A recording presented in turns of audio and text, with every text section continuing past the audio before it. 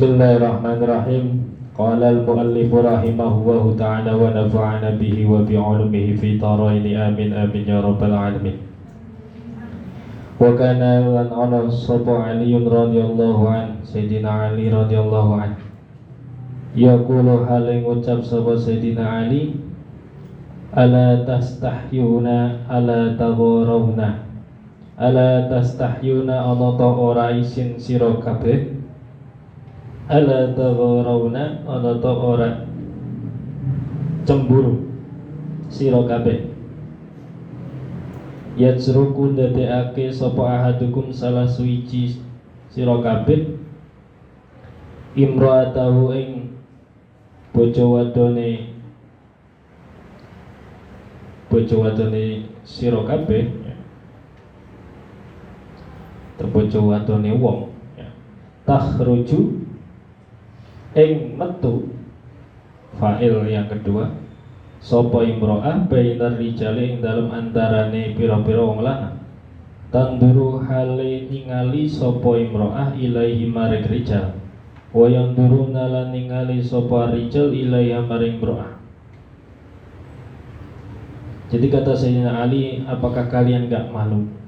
Apakah kalian enggak cemburu menjadikan istri kalian itu keluar di antara laki-laki banyak, lalu kemudian saling curi pandang? Apakah kalian nggak malu? Oleh karena itu tradisi di Arab terutama itu ketika perempuan di luar sholat, sebenarnya itu mazhab Syafi'i. Mazhab Imam Syafi'i itu aurat di luar sholat itu seluruh badan. Maka dari itu ketika kita menerapkan cara berkerudung seperti sekarang itu bukan mazhab Syafi'i, tapi itu mazhab Imam Abu Hanifah yang memperbolehkan memperlihatkan muka. Kenapa kok bisa harus ditutupi? Karena itu perempuan itu menjadi pusat perhatian. Istilahnya dia kelihatan jutek aja itu kadang masih digodain orang, apalagi dia supel orangnya itu. Maka dari itu kata Sayyidina Ali, apa kalian gak pada malu, gak pada cemburu perempuan kalian keluar dipandang oleh laki-laki lain? Wa qala lan uca sapa Ali radhiyallahu an, Sayyidina Ali radhiyallahu an, la tuksiru aja ngake-ake sira al-ghirata ing cemburu ala ahlika ing atase bojo wadone sira. Faturma mongko nuli dituduh sapa bojo wadon ahlik bisui kelawan Allah min ajlika krana arai sira. Faqauluhu mangko utawi pengucapan Sayyidina Ali, yajruku ing kalimat yajruku iku bimakna yaj'alu kelawan makna yaj'alu dadekake. Wa qauluhu lan utawi pengucapan Sayyidina Ali, imra'atuhu rupane ngucape berupa kalimat imra'atuhu iku maf'ulun sanin iku maf'ulun maf'ul awalun kang awal. Wa jumlatu qawlihi tahruju lan utawi kalimat pengucapan Sayyidina Ali yang berupa tahruju iku maf'ulun sanin, maf'ul kang kaping pindho. Jadi di situ artinya jangan terlalu banyak cemburu sama pasangan. Jangan terlalu cemburu sama pasangan yang akhirnya menyebabkan pasanganmu itu kemudian dianggap jelek sebab kamu terlalu banyak nesu laki-laki itu. Jadi jangan terlalu banyak cemburu, overprotective sama istri. Istrinya lagi beli gula dikira lagi selingkuh. Istrinya lagi nganter anak sekolah dikiranya lagi janjian mejeng. Nah itu jangan. Nanti olonya itu jatuh kepada istrimu, Mas. Sebab cemburunya laki-laki itu. Maka jangan terlalu cemburu. Aja terlalu kebangetan cemburunya, biasa aja. Terus sampai mana tadi? Wa qala alaihi salam, dan ketika Sayyidina Muhammad Rasulullah sallallahu alaihi wasallam, inna minal ghirati, temen setune iku setengah saking cemburu,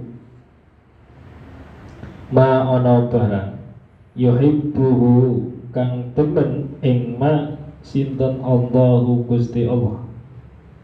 Wa min halan iku setengah saking cemburu ghira ma utawi barang yubghidu kang menduaki hu ing ma sinten Allahu Gusti Allah.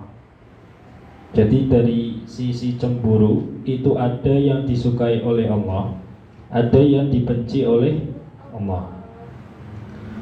Wa minal khailai, lan iku setengah saking sifat gumedhe ma utawi perkara yuhibbu kang wis demen, kang demen hu ing ma sinten Allah Gusti Allah. Wa min halan iku setengah saking al khaila atau al khuyula ma utawi perkara ya begitu kang mendoaki hu ing ma sinten Allahu Gusti Allah. Sama halnya sikap berbangga diri, sikap pamer berbangga diri itu ada yang dibenci Allah, ada yang disukai oleh Allah. Fa ammal ghiratu, anapun utawi cemburu, allati yuhibbu kang temen ha ing allati sinten Allahu Gusti Allah. Iku fal ghiratu cemburu firrabibah. Itu firrabibah ya. Di kitab paling tulisannya apa? Rabibah ya. Rabibah itu apa namanya? Itu ada dua kitab yang masih saya maksudnya bertentangan antara satu sama lain. Ada yang tulisannya itu Rabibah atas bawah sama. Ada yang tulisannya Raibah. Tetapi kalau saya lebih ke Rabibah, anak perempuan dari istri yang dinikah, maksudnya anak tiri gitu. Jadi al-Rabibah itu anak perempuan tiri. Wal ghiratu, lan utawi cemburu, allati yuqidu kang bendoake ha ing allati sinten Allah Gusti Allah. Iku fal ghiratu cemburu fi ghairi rabibatin, ing dalam sakliyane anak perempuan tiri. Maksudnya gimana cemburu pada anak perempuan tiri itu? Artinya meskipun dia itu bukan anakmu, misalkan si siapa Mas Halim, nah, Mas Halim nikah sama perempuan, perempuan itu punya anak perempuan, berarti anak tirinya Mas Halim. Lah itu kan bukan anak kandung, tapi dia cemburu. Cemburu itu dalam arti itu menjaga. Dia kalau keluar benar-benar direksa, keluarnya kemana, sama siapa, terus ngapain, ini bener enggak, ada tugas kampus, dicek teman-temannya, teman dekatnya siapa, kalau dekat sama lawan jenis itu siapa. Nah, ini namanya ghirah, cemburu yang disukai oleh Allah. Tetapi cemburu yang tidak disukai Allah adalah pada yang selain itu. Itu nafsiran pertama ya. Jadi pada yang selain anak perempuan, artinya apa? Ya dia cemburu bukan pada perkara yang justru disuruh oleh Allah untuk cemburu. Itu misalnya cemburu pada siapa? Pada istri. Tadi kan nggak boleh. Terlalu banyak cemburu sama pasangan itu fatur ma bisui. Maka istri kita, pasangan kita itu akan dicap Allah. Sebab awake dhewe terlalu cemburu. Dikiranya si istri itu nggak patuh sama suami. Padahal suaminya yang overprotective. Itu. Terus kemudian yang selanjutnya, wa minal khuyalai atau khailai, sifat sombong atau sifat berbangga diri yang disenangi oleh Gusti Allah. Terus yang dibenci oleh Gusti Allah itu apa saja? Wal ikhtiyalu lan utawi sikap kumedi alladzi yuhibbu kang demenhu ing alladzi sinten Allah Gusti Allah. Iku ikhtiyalur rajuli kumedene wong lanang binafsi kelan awake dhewe wong lanang indal mitale dalem nalikane perang wa inda sadmati lan ing dalem pertigaan ya, artinya sadmah itu tabrakan sama musuh ya. Itu dicintai oleh Allah. Kenapa? Karena sikap berbangga diri melawan orang kafir itu bagus, perlu itu diapresiasi, bangga. Dan kamu sebagai orang soleh itu harus bangga bisa melakukan ibadah. Kenapa? Karena banyak sekali di luar sana. Zaman sekarang tuh orang melakukan maksiat saja bangga. Maka dari itu kita sebagai santri itu harus bangga bisa melakukan ketaatan. Di-share nggak apa-apa. Kenapa kok bisa di-share nggak apa-apa? Bukannya ibadah itu harus dilakukan sembunyi-sembunyi. Itu zaman dulu. Kata Imam Syadili, di zamannya Imam Syadili nanti ngendika, kenapa orang ibadah itu pada zaman dulu disuruh untuk sembunyi-sembunyi? Karena pada waktu itu lumrah wong ini ibadah. Ibaratnya lumrah orang itu ya makan nasi. Sekarang di Indonesia toh, kamu nggak usah share makan nasi, ngapain? Deso itu malah.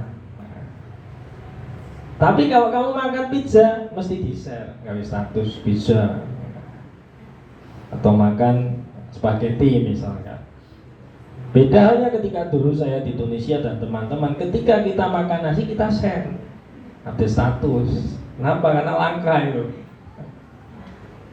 Sementara makan roti, makan pizza, steak dan lain sebagainya makanan orang sana ya biasa aja.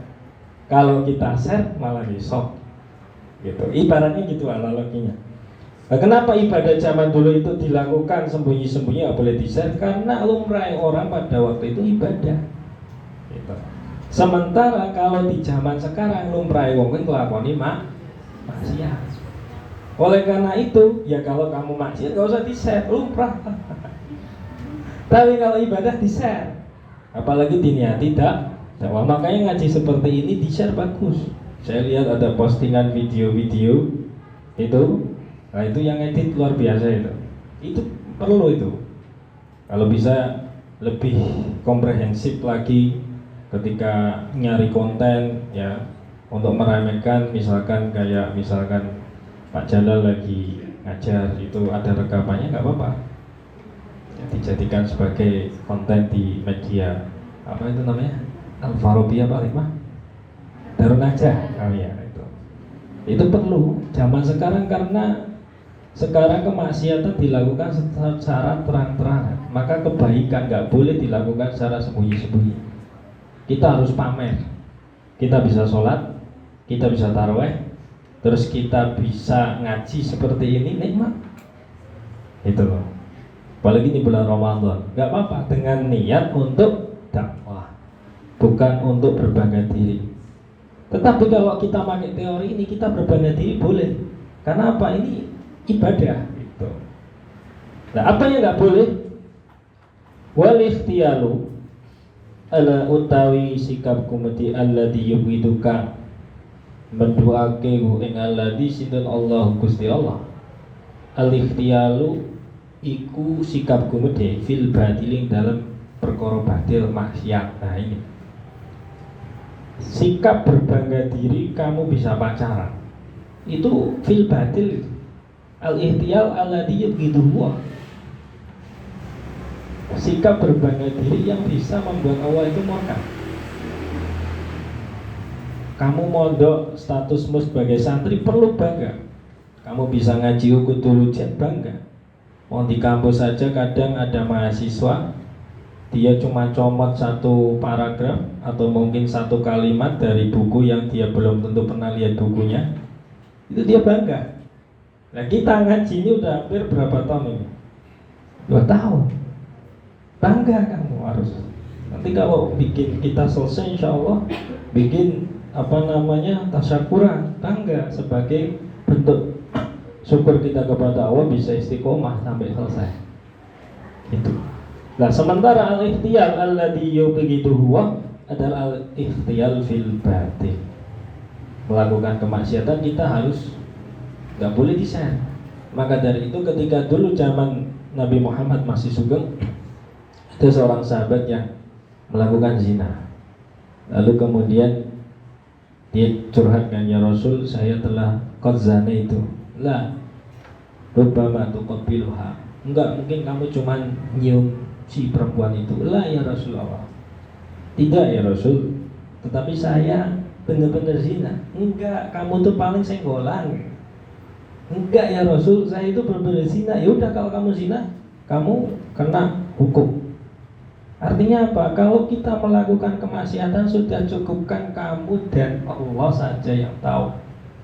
Gak usah kamu share ke teman, gak usah kamu malah senang bangga update status. Misalnya orang ngaji di kamar lagi musikan, update status, jangan. Justru yang ngaji seperti ini tuh yang harus di update statusnya. Jangan sampai kebalik gitu. Amma zamanuna, walaupun utawi zamane kita, mangsane kita, ada rupane ikilah zaman ida kharajat nalikane metu sa'ai almar'atu tegese wong wadon min baitia saking omahe wadon bahada mongko ikilah wong lanang iku yang mizu isyarah sapa wong lanang biainihi kelawan mripate wong lanang ay yushiru tegese ngisyaratake sapa rajul ilaya menuju kepada perempuan biainihi kelawan mripate rajul wa hajibilan alisi rajul wa yajussuha lan grayang-grayang ing mar'ah lan grayang-grayang sapa rajul ha ing mar'ah biyadihi kelawan tangane rajul.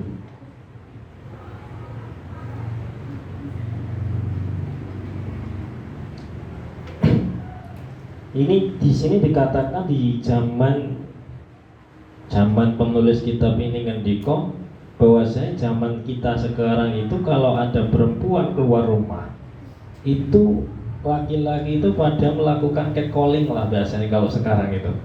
Yang mizu ilaiha apa itu di situ? Yang mizu bi'ainihi wa hajibihi wa yajusuha biyadihi itu dah catcalling dan pelecehan lah. Itu. Wa hada utawi ikilah wong lanang. Iku yakbidu. Yakbidu apa yakusu itu? Pakai sod ya, yakusu, yakbisu, yakbisu bukan yakusu. Kalau yakusu itu gunting. Yakbisu cupet sopo rojul biadihi kelawan tangane rojul. Apa maksudnya cupet? Wal qabsu tawi cupet bisa di kelawan huruf sod al muhmalati kang di di domah ya. At-tanawulu merkoleh bi atrofil asobi kelawan piro-piro pucuke driji. Jadi memegang dengan ujung jari. Jadi kayak gini ya, pakai ujung-ujung jari. Nah, itu pelecehan kalau sekarang. Itu ada undang-undangnya. Wa da utawi kila wong lanang ai ar-rajulu tegese wong lanang iku yatakallamu omongan sapa rajul bikalamin kelawan omongan fahisin kang jember kang ala la yardahu kang ora ridohu ing kalam ai dalikal kalama tegese mengkono guneman ucapan omongan sapa sing ora ridho dudinin wong kang duweni agama li ahlihi maring bojone lan keluargane dudain ai zaujati tegese pira-pira bojo wadone dudain wa banatihi lan pira-pira anak wedoke dudain wa ajbaihi lan pira-pira pengikute dudain. Jadi zaman sekarang itu zaman dulu penulis kitab ini berapa ratus tahun yang lalu. Itu zaman sudah mulai banyak pelecehan seksual, baik menggunakan tangan fisik ataupun isyarah kedap-kedip nek ana cewek lewat, kayak gitu. Kayak ayu. Terus kemudian siul biasanya itu siul. Siul, pakai siulan itu sudah terjadi. Apalagi zaman sekarang tambah parah. Makanya saya baca itu di Cat Collar itu orang yang pakai gamis lebar banget warna hitam, orang api-api sama sekali. Dia pakai cadar, itu dia naik KRL di Jakarta itu. Dia mendapatkan pelecehan seksual. Itu saja sudah tertutup loh. Maka dari itu hati-hati kalau kamu lagi bersebelahan dengan lawan jenis. Yang terutama perempuan, jangan suka enteng tangannya neplok cah lanang. Nanti nek sing diteplok awakmu ora iso turu tanggung jawab kamu, Mbak. Ya kan biasa perempuan kalau guyon kebablasan. Pluk. Itu hindari hal semacam itu. Mungkin bagi kamu biasa lah. Kalau orang itu nggak biasa gimana? Repot. Maka dari itu hindari untuk bersentuhan dengan lawan jenis. Terutama boncengan lah ya. Kalau boncengan jangan sama laki-laki, Mbak. Sama perempuan, temanmu perempuan banyak yang punya motor. Cari tumpangan yang perempuan, jangan laki-laki lah. Gojek pripun Pak? Gojek lain lagi. Mosok kowe Pak golek Gojek sing wedok to. Itu beda perkara. Ya. Tetapi kalau memang teman kuliah kalau bisa boncengannya sama perempuan. Jangan sama lawan jenis. Piye-piye ya itu tadi. Kalau kita make ada itu kitab Hadal Bint yang pernah dulu saya ceritakan, seandainya ada laki-laki lagi kumpul, si perempuan itu pengen tahu apa yang diomongkan laki-laki, mereka pasti ketakutan. Karena betapa mengerikannya pikiran laki-laki ketika memandang seorang perempuan. Itu yang pernah saya bacakan dulu waktu itu, ingat gak itu? Ada kitab kecil judulnya Hadal Bint apa gitu. Itu betapa mengerikannya laki-laki ketika obrolan. Kamu kalau nggak percaya Mbak, pasang penyadap.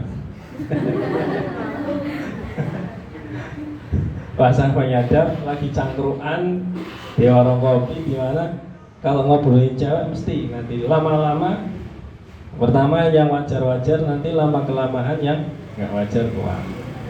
Itu. Maka dari itu hati-hati, sebisa mungkin menjaga diri. Gak usah buru-buru pengen nikah. Nek wis wayahe nikah kok, tenang aja. Malah kamu bingung, belum wayahe tiba-tiba ada yang ngelamar, pasti mumet kamu. Skripsi belum selesai, dosen pembimbingnya killer, ini malah ada orang ngelamar, gak ngerti kondisi ini. Ya itu, makanya santai aja. Matahari itu gak pernah kesusu. Pengen cepet-cepet tekan kulon, ya dia tetap berjalan sesuai dengan garis edarnya. bunga atau buah-buahan yang tumbuh sampai bisa kita makan, itu nggak pernah dia terburu-buru. Saya pernah ngobrol sama petani kelengkeng itu, sehebat-hebatnya pupuk untuk memupuk sebuah pohon kelengkeng itu nggak akan bisa panen setahun 2 kali, setahun cuma sekali. Jadi nggak bisa dipercepat. Kalau ditunda iya bisa. Jadi kamu misalnya pengen panen di bulan tertentu itu bisa ditunda, tetapi kalau percepat nggak bisa. Ataupun katakan ayam, saya pernah ngobrol sama peternak ayam tuh, sehari itu hampir dikatakan nggak mungkin kalau ayam petelur bisa bertelur keluarnya 2, mesti keluarnya 1. Mau dikasih pakan sebanyak apapun metune 1 gitu. Oleh karena itu nggak usah kesusu ya, berjalanlah sesuai dengan porsi dan garis edarmu. Nggak usah iri. Misalnya besok kamu udah lulus, ono sing lamar kancamu durung, sing durung meri, ya Allah kok gawe wis dilamar aku ora payu-payu. Tenang aja, payu. Ya, gak usah buru-buru, malah kamu bingung nanti. Ya. Lanjut sampai mana tadi? Walam ro'atun lan ora ridho, ini masih nyambung. Budainin li ahli walam ro'atun lan ora ridho sapa wong wadon salihatun kang bagus sapa wong wadon linausia maring awak dhewe wong wadon. Jadi seorang laki-laki yang soleh, dia enggak akan terima melihat perempuan yang dilecehkan seperti itu. Sama halnya seorang perempuan yang solehah, dia enggak akan ridho melihat perempuan dibegitukan meskipun itu bukan dirinya. Maka dari itu, ketika ada perempuan kok malah suka digoda, berarti tanda tanya itu. Wa qala lan ngendika sapa Ahmad bin Muhammad bin Ali Ibnu Hajar, rupane Ibnu Hajar fi Zawajir, dalam kitab kang aran Zawajir, aniktirafil kabair, saking dosa-dosa besar ya. Yaitu idza tarat nalikane kapeksa sapa imro'atun wong wadon suci lil khuruji maring metu li ziyarati walidin krana nilii wong tuwane imro'ah. Ai masalan tegese kelawan umpamane kharajat nuli metu sapa imro'ah lakin bi'idni zaujiha, tetapi kelawan izine bojo lanang imro'ah. Ghaira mutabarrijatin, hale orang ngedek sapa imro'ah, ai ghaira mudhiratin, tegese ora memperlihatkan lizinati maring pepaes berhias wal mahasin lan pira-pira keayunan wirijali maring pira-pira wong lanang. Wa hala kauniyana ing dalam tingkah anane imro'ah iku fi milhafatin, ing dalem kemul bikasril mimi kelawan ngasra huruf mim. Wa yalan utawi milhafah iku al mulaah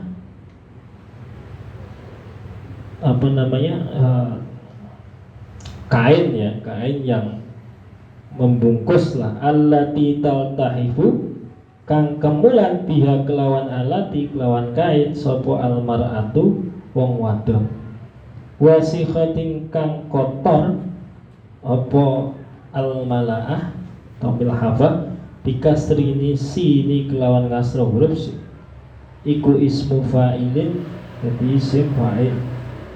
Wasiyabin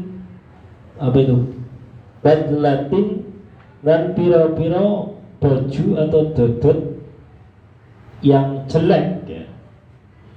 Badlatin ya, bikasril ba'i kelawan ngasra huruf ba alal afsahi ing atase luwih fasih. Wal fathu lan matha huruf ba lughatan ing dalam istilah bahasa. Wa hiya lan utawi siabit lah iku al munhana pakaian kerja. Wa tagusu, tagutu atau tagusu itu.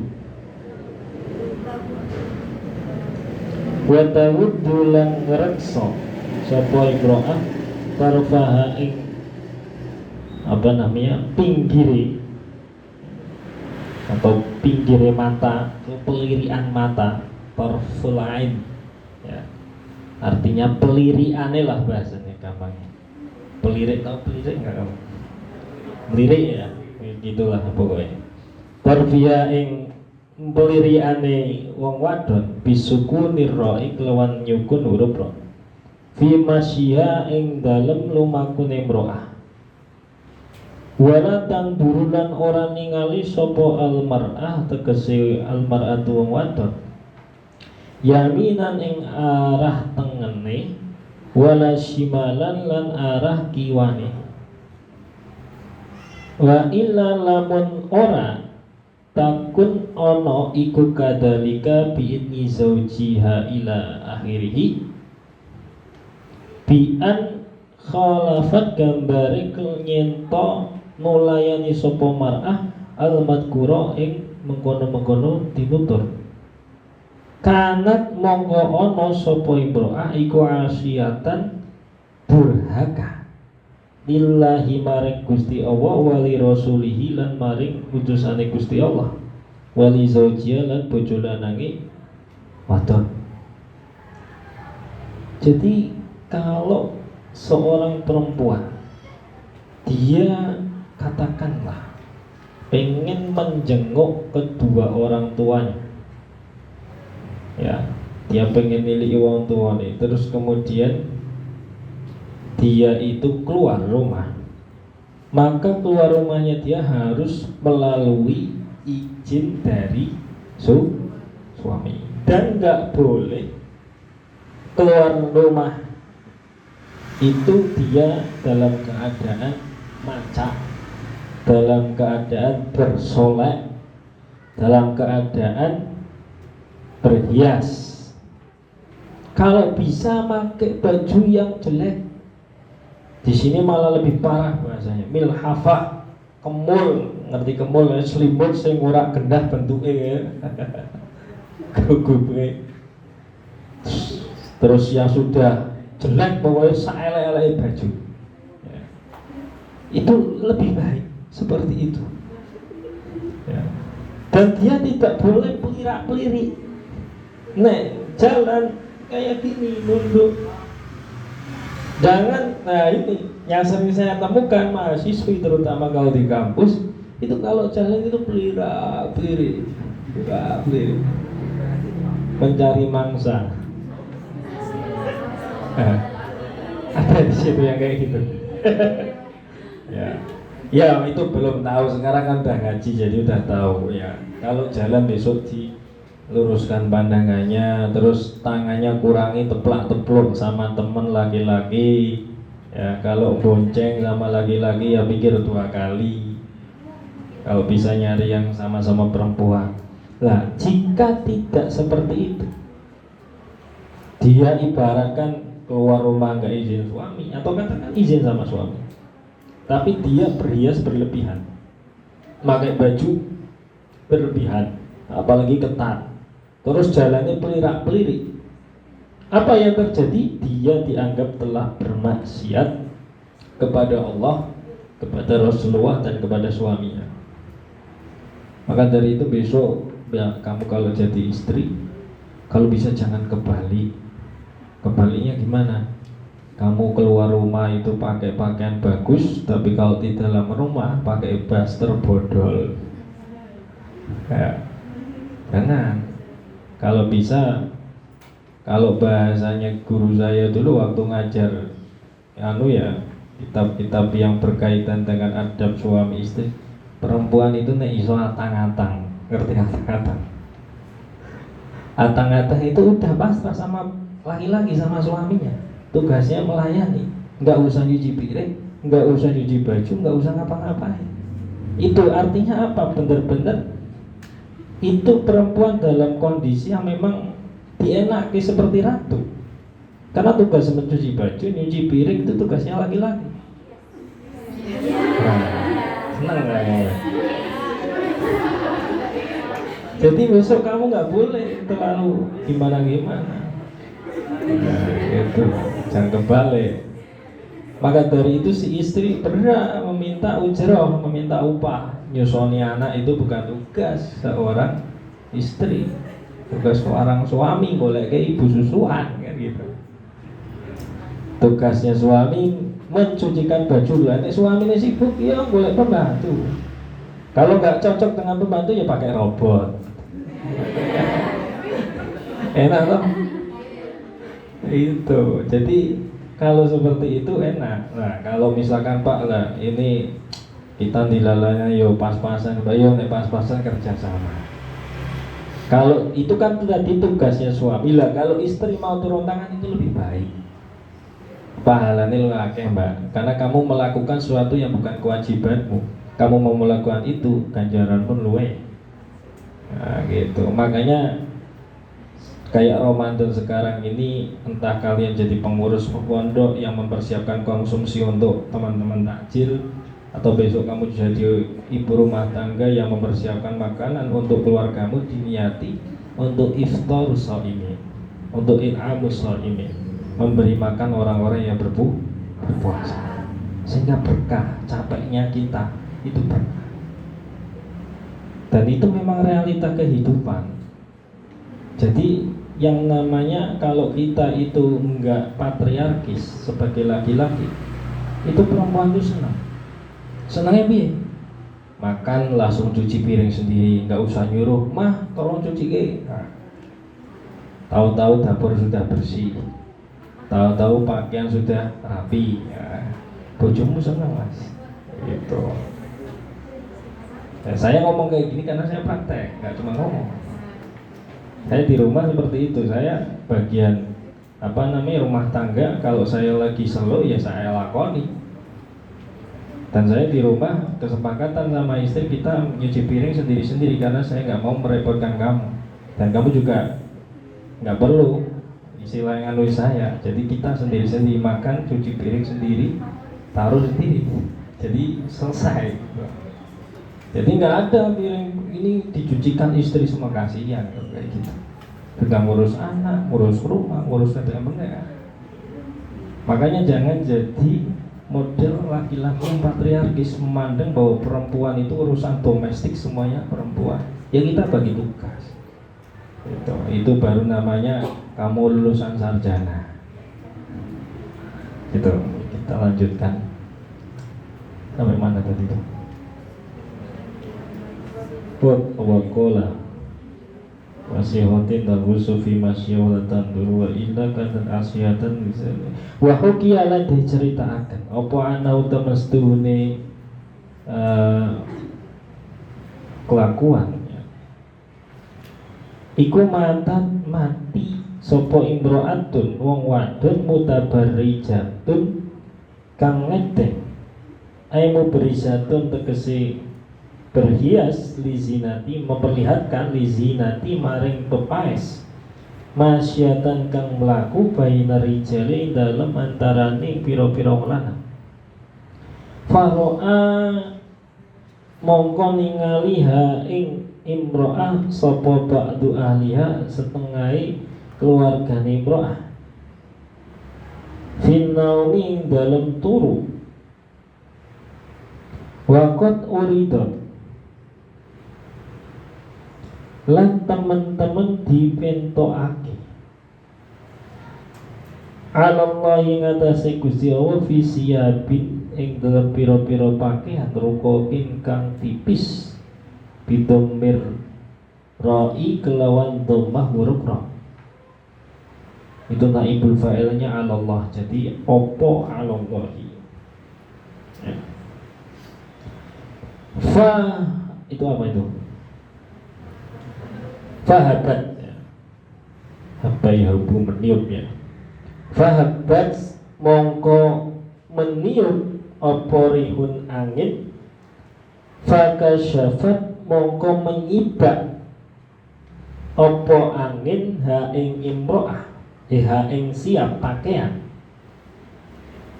Fa'arada mongko mengo sapa Allah Gusti Allah anha saking imro'ah. Wa qala lan ngendika sapa Allah khudu ngalapo sira kabeh biha kelawan ikilah kelawan wong wadon datas shimali ing dalem arah-arah kiwa aina hiyating tegese arah-arah kiwa shimal ilan nari maring neraka.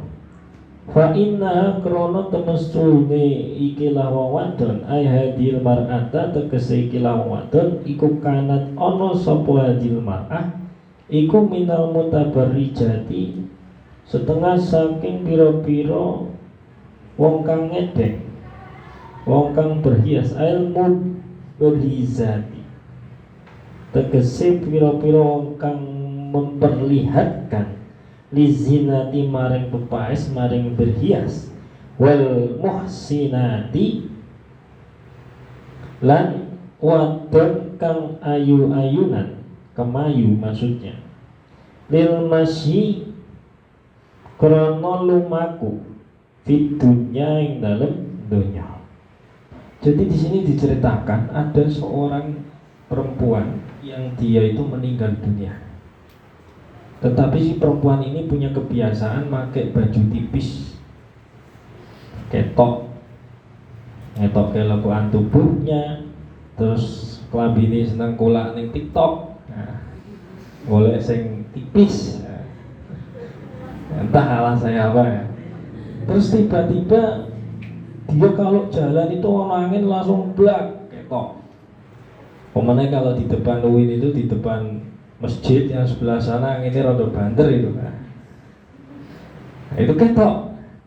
Ini ceritanya kayak gitu di dunianya. Terus tiba-tiba saudara-saudaranya tuh dimpeni melihat si perempuan itu ya,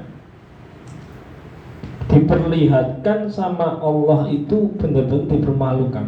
Ada angin bas lewat, terus kelambine kesibak, terus si perempuan itu dipanggil, sini kamu, arahnya sebelah sini, arah ke kiri. Kemana itu kok? Neraka. Naudzubillah min dari. Maka dari itu nek beli pakaian ya cari yang bener, ojo saya kekurangan bahan ya. Jangan yang ukurannya punya adekmu terus dipakai kamu ya, pakai pakaian yang bener ya. Semoga dengan pakaian bener itu mengkerso kamu supaya tidak mendapatkan perlakuan yang tidak senonoh dari lawan jenis seperti itu. Soalnya apa ya, itu tadi saya ceritakan orang bercadar pakai pakaian serba hitam, orang api-api sama sekali. Itu saja dia masih di siul-siulin laki-laki. Bahkan kalau membaca tiket caller ID itu sampai parah itu. Ada yang sampai deketin badannya ke belakangnya perempuan sambil di kayak gitu. Itu bahaya gitu. Maka dari itu kamu kalau bisa jauh-jauh dari lawan jenis, ketika lagi deket-deketan langsung ambil jarak, menghindar. Soalnya apa? Ya kamu sama-sama remaja. Namanya remaja, nafsunya sama-sama bergejolak, entah laki-laki ataupun perempuan. Kuwi nek wis kliwat ana setan, nah dadi kuwi. Maka dari itu hati-hati. Terutama biasanya lagi penasaran, namanya ABG. Nah, terus cerita yang kedua, wahukia lan den ceritake ana temen sedune kelakuan iku lama mata. Jam berapa itu? Iku lama mata semangsane sedo sapa zaujul waliyati bojo lanange wali wadon Rabi'ata al-Adawiyah, rupane wali wadon Rabi'ata al-Adawiyah. Rabi'ah al-Adawiyah. Rabi'ah al-Adawiyah itu makamnya di Mesir, di Kairo. Makamnya itu rodok blesep-blesep ora kerawat. Alhamdulillah dulu saya pernah ziarah ke sana. Makamnya Rabi'ah al-Adawiyah. Itu kalau corone ning Indonesia, kuwi makame sine wong dodol jajan, terus dodol ya. Di sana nggak ada, adanya anjing buduk. Anjing buduk itu anjing liar. Ya kamu kalau lagi ziarah di sana di Indonesia kita lihat anjing kan takut. Kalau kamu di sana takut sama anjing, anjingnya juga takut sama kamu. Jadi kalau papasan sama-sama lari kalian ya. Itu kejadian. Tapi dulu saya pernah itu. Ini cerita sedikit. Waktu saya mau ziarah ke makamnya Syekh Izzuddin bin Abdissalam, Sultanul Ulama Qadil Qudot. Itu termasuk sahabatnya Imam Asy-Syadzili, Abdul Hasan Asy-Syadzili. Itu saya dikeroyok oleh 6 anjing. Jadi saya bersama 4 orang teman, ibaratnya 1 orang itu diterkam 1 anjing itu. Nah, tiba-tiba sana itu anjingnya itu bulunya udah berdiri semua, mau siap menerkam. Teman saya sudah pada di depan, lari ini lebih banter saya. Saya ketinggalan terakhir. Nah, kalau ketemu kayak gitu kan kita nggak boleh lari. Kalau kita lari, mereka semakin mengejar kita. Karena si ini tadi itu punya baby kecil ya, anjing kecil itu dikiranya kita itu gangguin anaknya. Halnya disitulah, lagi santri ya percaya tawasul.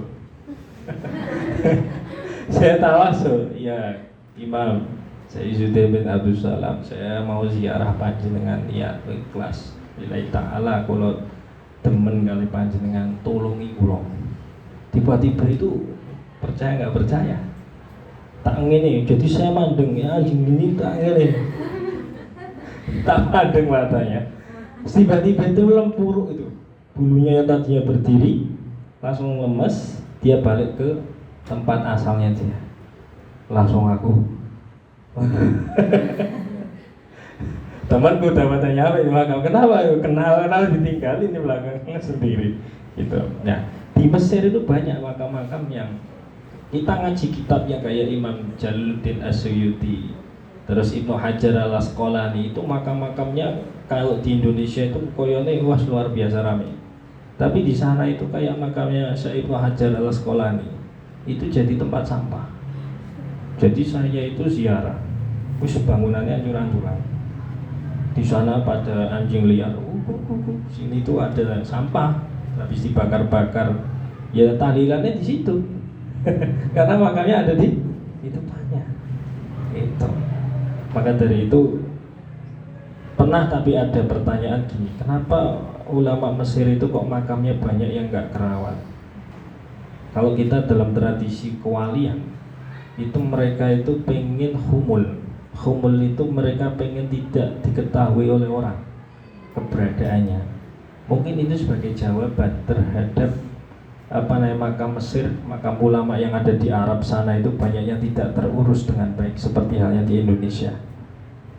Contohnya siapa? Misalkan di Indonesia itu ada Mbah Sahal itu nggak pengen dikunjungi banyak orang, itu. Akhirnya dulu ketika pemakaman beliau, Mbah Sahal itu Pati itu lagi banjir gede, sehingga yang datang itu sedikit. Tokoh-tokoh kayak kiai saya dari Brebes itu mau datang ke Pati terhalang banjir, akhirnya balik. Sehingga pemakaman itu yang hadir cuma santri tok, dan itu pun nggak banyak.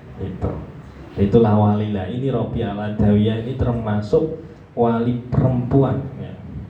Wali perempuannya di Islam itu, yang terkenal dengan perkataannya beliau ingin membakar surga dan memadamkan api neraka.